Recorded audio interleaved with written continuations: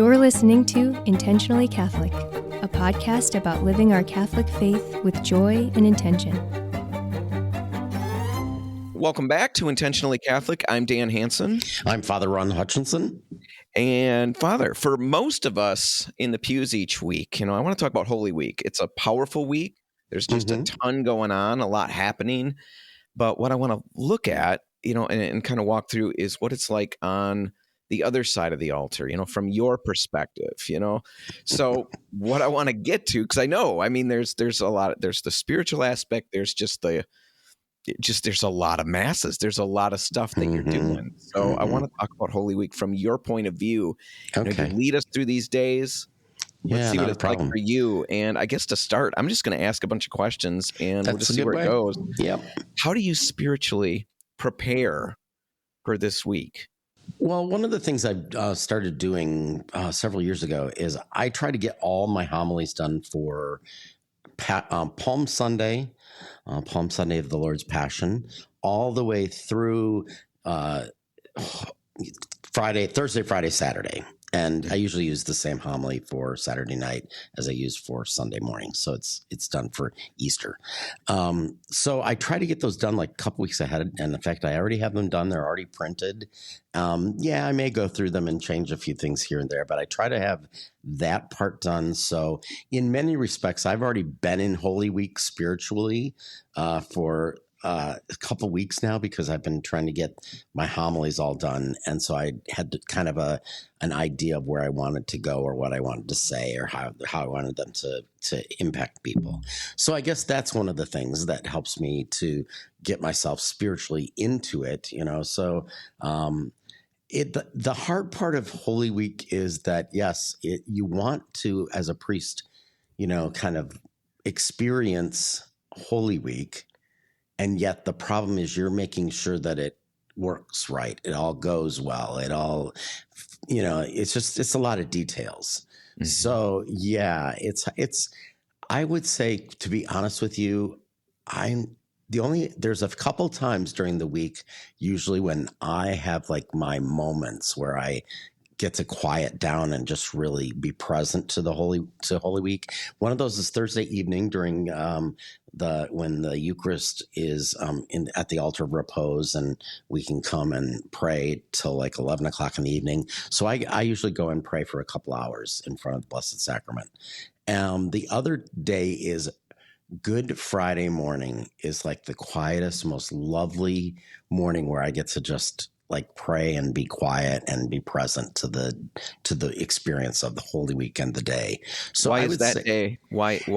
Well, we don't start till noon with stations, and so the morning is super quiet, and there's usually nothing that has to get done right away before the liturgy. So it's just one of those. I don't know. It's like my favorite morning. Good Friday morning is always one of my favorites because it's just quiet and nice. And Thursday night, usually I've gone to bed.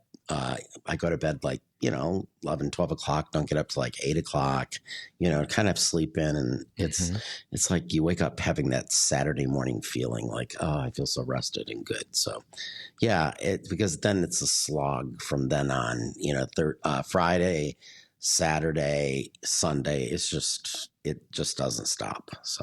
So in the midst of all of that, I'm curious about that. And I don't know what the answer would be. So you've got all these things to accomplish, all these things to, just the technical duties of what you have to do. Mm-hmm. How often do you really touch in on what's going on? Does it, I know you touch in on what's going on, but does it impact you the way you want it to? I would say there's like little moments usually throughout the liturgies. They're not specific, like they aren't like every year the same thing, but there's usually one or two things that really move me, or I feel very, they are a spiritual moment. Let's put it that way. And it's something usually that I feel very touched by, or something that just causes me to like kind of, gasp a little bit, or like an intake of breath, like, wow, that was just a really cool moment. But yeah, it's hard because it is, I mean, I don't want to make it sound like liturgy is all made up. It's not. But it is it's theater, it's prayer, it's a lot of things all together for, during Holy Week, because it's not just a simple mass like you've done every time, every Sunday, every day. It's got a lot of moving parts, and so sometimes you can get caught up more in the moving parts than in the moment. Does that bother you when that happens? Yeah, it's not great. It's not a great feeling because usually means you're in your head quite a bit. But I usually felt that more often when I was at my previous parishes where I didn't have like a director of worship to guide me, who then became my master of ceremonies, to guide me through the days. That's where I'm very lucky at the Basilica because I have somebody who keeps me on track, and I don't have to stay focused. I can kind of be in the moment a little bit more. So, that's where, when you're at a place where you're the guy and you know what's got to be next and how it's got to be done and what's got to, there's just a lot of little details. It's hard, It's something as silly as, okay, before I bless this water or while I'm blessing it, I have to have the Paschal candle in my hand so I can dip the Paschal candle into the water 3 times as I say these words. Yeah, so you can get caught up in that kind of stuff. You're like, oh, okay, now don't forget to get the candle and don't forget to do this. And, so, yeah. No, I don't completely get it. I get parts of that. I started in the last month or 2 doing an online, rosary every night with a group. Mm-hmm. And, we'll all take turns doing a decade from time to time. And just the other night, it hits me. And normally when I'm doing it, I've got all the prayers in front of me and I'm reading them because I don't want to mess up, because everybody's waiting for me to deliver what I'm supposed to be doing here. And the other night I was feeling bad about that because I find myself reading it so much that it's not even impacting me. I'm not even lost in the prayer. So I thought I'm going to just get lost in the prayer. And halfway through the first Hail Mary that I'm doing, I'm completely lost because I just lost track of where I was. And I realized, no, I got to stay focused. I got to just get this right. And I thought it's got to be a little bit of what you can't just let yourself go and be in the moment. No. It's got to be right. You can't let yourself get off track even a little. I'm the presider that's my title and that's what I got to do. And I'm leading the prayer experience. So because of that, I have to stay pretty darn focused, but having a master of ceremonies does helps because I get a tap and told what's next, and it even is so bad. He tells me like where to go stand. And I know it's fun to watch. Yeah. I mean, but it works for me because then I don't have to be focused on, okay, this is coming up next and this is what we got to have and this is what I need. And, so. No, for those big masses, I think that is absolutely, it's wonderful. Yeah, it's great. It is great. I'm going to, when there comes a time in life I don't have that anymore, it's going to be hard. So, we're hitting Palm Sunday. That's coming up. Yeah. Palm Sunday through Easter. What is that like? Not just, the spiritual side of things, but just the jobs and duties that you've got to cover. How exhausting is this week coming up? It is the busiest week of our lives as priests because there's not a lot of time to just stop and take a breath. It sort of like you're sort of like a hamster in motion on the wheel from, Saturday, this coming Saturday is the Saturday before Palm Sunday, all the way through to like after the last Mass on Easter.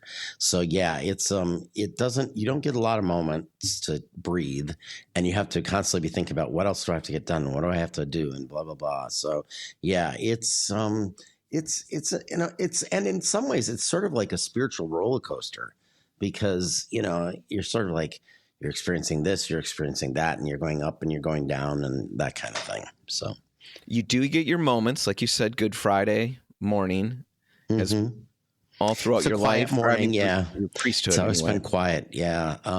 But Saturday morning is one of the busiest days for me. Saturday of the Easter Vigil or Saturday? Yeah, Okay. Saturday of Easter Vigil. Yeah, there's just so many things that have to get done so that liturgy gets pulled together, and we all have kind of our little jobs we have to do, so that nothing is on any one person, But You have to get covered.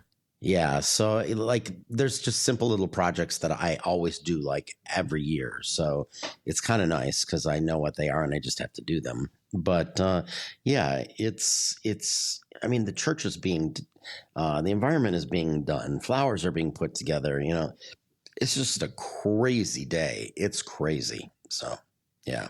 Everything gets wrapped up around 9 o'clock, and then we start. Yeah, it's such They're a wrapped late up way before 9, but yeah, it's a late start. It's such a late start, and then you go till really late, and then for us, I always laugh because the people who are only going to the Easter Vigil, they're like, "Oh, it's so late." I'm like, "Yeah," and I have to be up for a 9 o'clock mass the next morning. I know. So yeah, it's hard. That is a day that I just feel it by the time the last mass is done. It's like, oof, I just need to sit in a chair for a bit. So here, I don't know how you'll feel about this. You're heading into Holy Week. How much do you feel just like, why now? I'm just not ready for this. Does that happen, or is it just it's such a spiritual event that it just you power through it? You can be luckily, I love Holy Week. I just love all the rituals and the kind of the rhythm of them.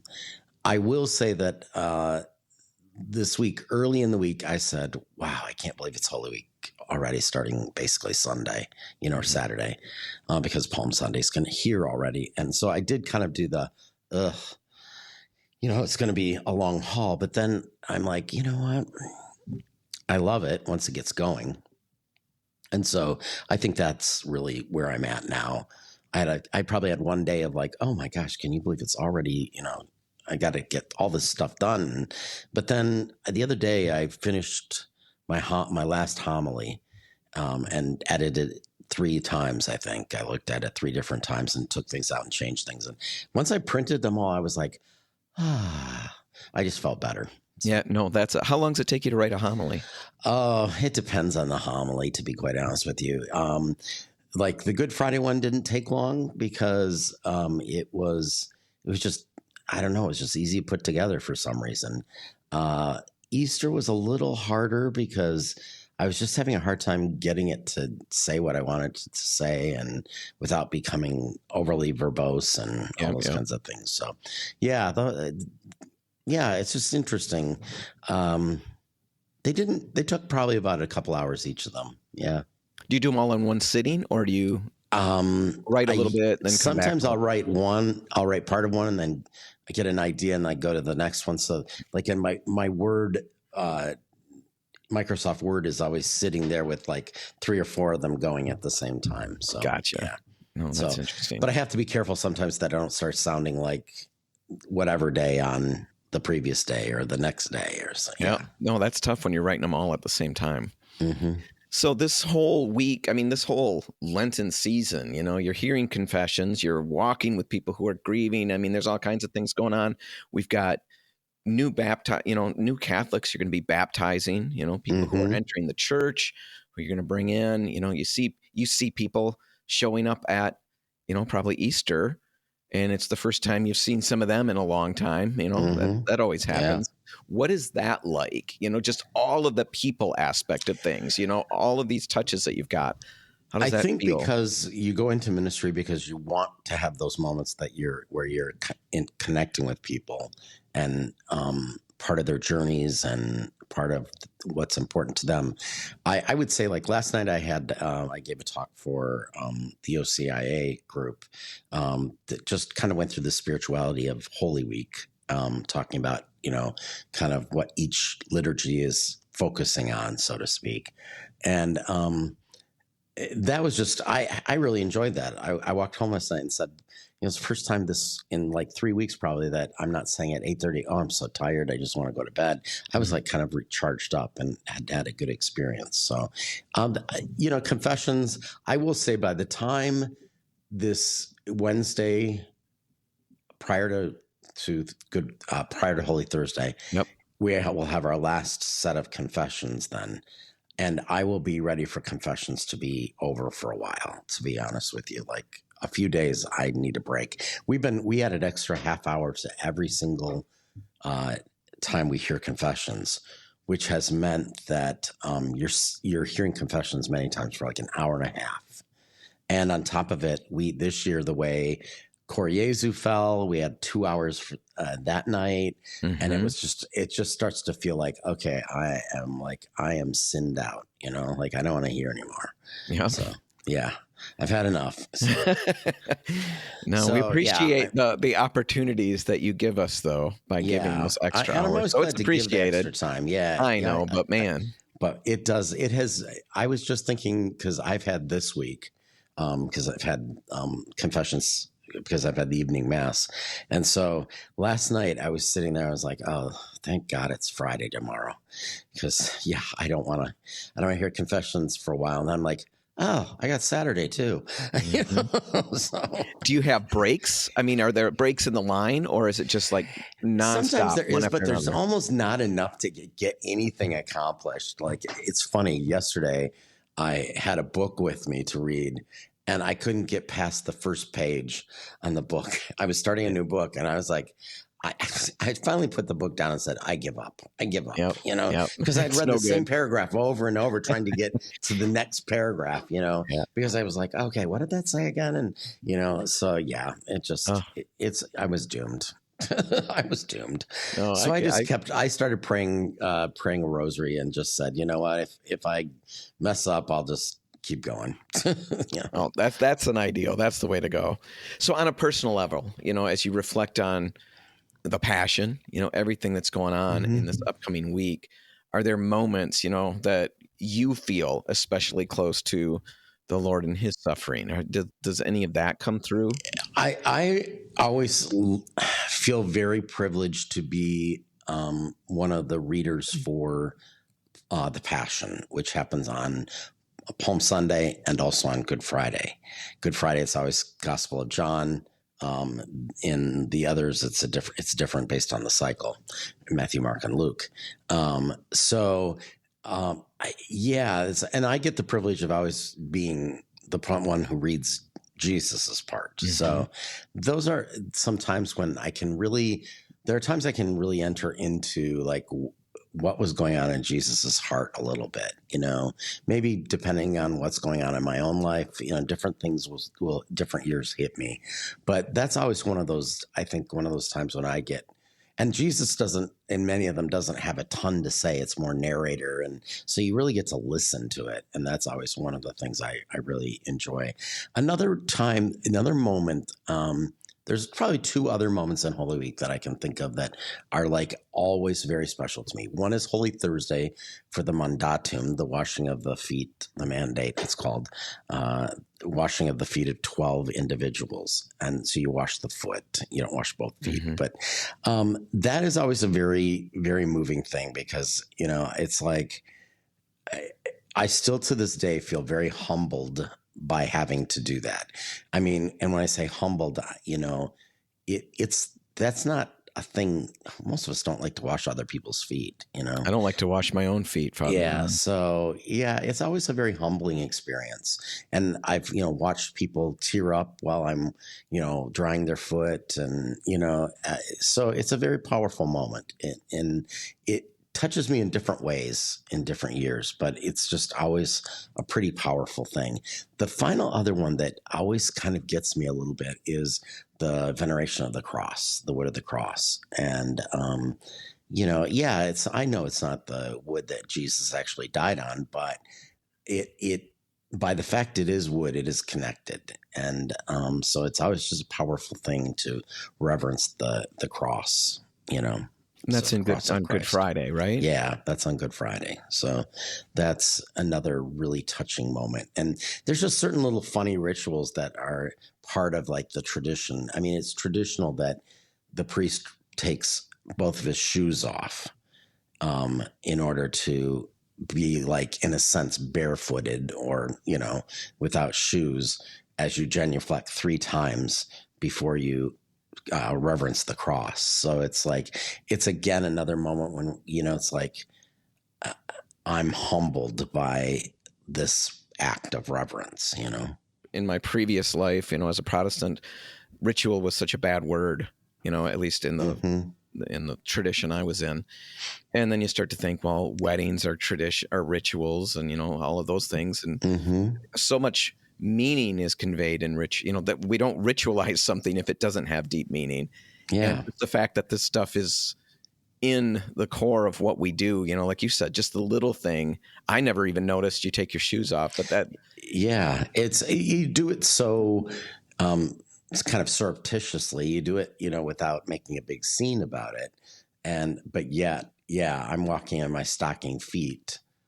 And there's a lot of power in that for you, even though that doesn't, I've never even noticed it. And I think the other that's thing that's beautiful. kind of interesting, I have since literally I started washing feet, have followed the Pope's custom that he usually kisses the foot of the person that he has washed their foot. That's next level. He kissed the top of the foot, and that's very humbling. You start to really feel this sense of like the sacrifice that goes into doing something for someone else, Well, and just to, to picture God, was doing that, Jesus. He knelt down and washed the feet of his disciples. Yeah. It was a job that even a servant didn't do. They didn't like doing it if they had to. And, you usually didn't even have the servants wash the feet of you. People usually did it for themselves. As we wrap up, do you have anything that you'd say to somebody who maybe hasn't connected deeply with Holy Week in the past? Somebody who's been away from the church, maybe just finds it all overwhelming. Any advice for how to enter this week more deeply? To me, look for God's love. How is God's love being demonstrated in that liturgy or being conveyed to you? And how is God asking you to love via that liturgy? Because that's really what all of them are about. They show us how much God loves us, to what depths God would go to love us, and to what depths we are called to go to love one another. Excellent. I think that's going to do it. Should we wrap it up right there? Let's wrap it up. All right. Thanks for listening. For Intentionally Catholic, I'm Dan Hansen. I'm Father Ron Hutchinson. God bless. Thanks for listening to Intentionally Catholic. If you like what you heard, please consider sharing our show with a friend. If you have comments, questions, or topics you'd like to hear discussed, please email those to comments@icatholic.show. And be sure to tune in next time for another episode.